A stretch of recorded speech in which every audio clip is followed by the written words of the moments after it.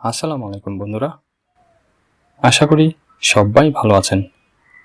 আজকে আমরা পড়ব ইন্ট্রোডাকশন টু পোয়েট্রির একদম প্রথম ক্লাস, পোয়েট্রি কি, এর জেনরিস এবং কে ফিচার্সগুলো কি কি। অনার্স ফার্স্ট ইয়ারের জন্য এটা অত্যন্ত গুরুত্বপূর্ণ। তাহলে চলো শুরু করি। প্রথমেই জানি পোয়েট্রি আসলে কি। পোয়েট্রি হলো ফিলিংস, থটস বা স্টোরিজ প্রকাশ করার একটি শিল্প, তবে সাধারণ ভাষায় নয়, রিদমিক এবং ইমাজিনেটিভ ভাষায়। ম্যাথিউ আর্নল্ড পোয়েট্রি সম্পর্কে একটি বিখ্যাত কথা বলেছেন, poetry is a criticism of life. মানে হচ্ছে কবিতা আসলে জীবনকেই বিচার করে, জীবনের সত্য তুলে ধরে। এখন আসি পোয়েট্রির ধরন নিয়ে। পোয়েট্রি মূলত দু ধরনের হয়। প্রথমত সাবজেক্টিভ পোয়েট্রি, এখানে কবিতার নিজের পার্সোনাল ফিলিংস, ইমোশনস, থটস এবং এক্সপিরিয়েন্সেস প্রকাশ করে থাকেন।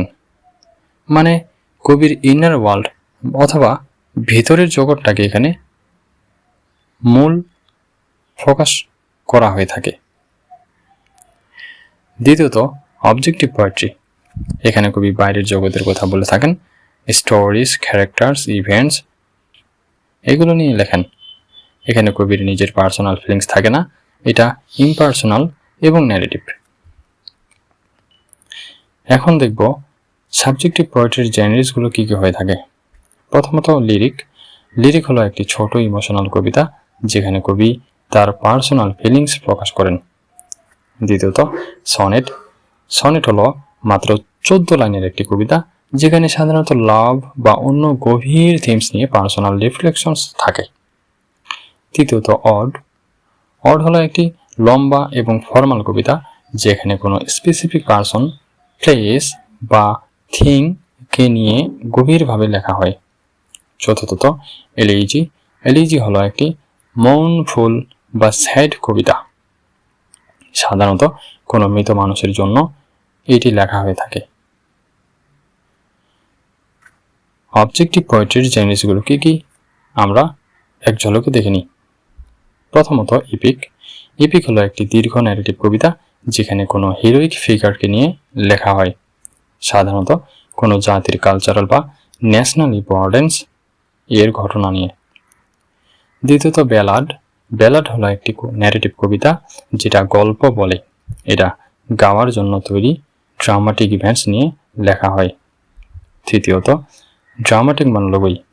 এটা একটু আলাদা, এখানে একটি সিঙ্গেল ক্যারেক্টার কোনো সাইলেন্ট লিসেনারকে নিয়ে কথা বলে থাকে, নিজের পার্সোনালিটি এবং ড্রামাটিক সিচুয়েশন এটা রিভিল করে। এখন জানবো পোয়েট্রির কে ফিচার্সগুলো নিয়ে।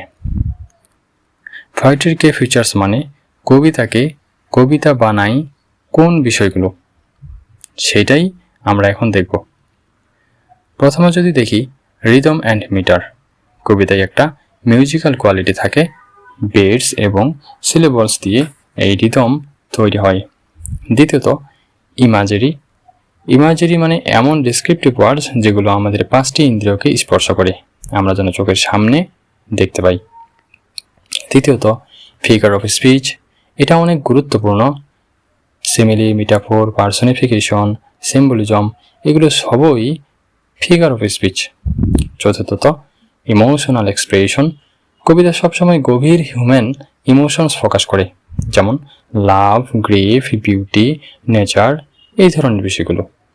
পঞ্চমত লাইন অ্যান্ড স্ট্যাঞ্জা স্ট্রাকচার, কবিতা প্যারাগ্রাফসে নয় স্ট্যাঞ্জাসে লেখা হয়, লাইনগুলো গ্রুপড হয়ে থাকে এবং সেই গ্রুপগুলো স্ট্যাঞ্জা তৈরি করে। তাহলে বন্ধুরা আজকে আমরা জানলাম পোয়েট্রি কি, এর দুটো প্রধান ভাগ, বিভিন্ন জেনারিস এবং কে ফিচার সম্পর্কে। যদি ভিডিওটা ভালো লাগে থাকে অবশ্যই কমেন্ট করে জানাবেন, এটি আমাকে আরও ভিডিও বানাতে অনুপ্রেরণা জোগাবে। সবাই ভালো থাকবেন, সুস্থ থাকবেন। আল্লাহ হাফিজ, খোদা হাফিজ।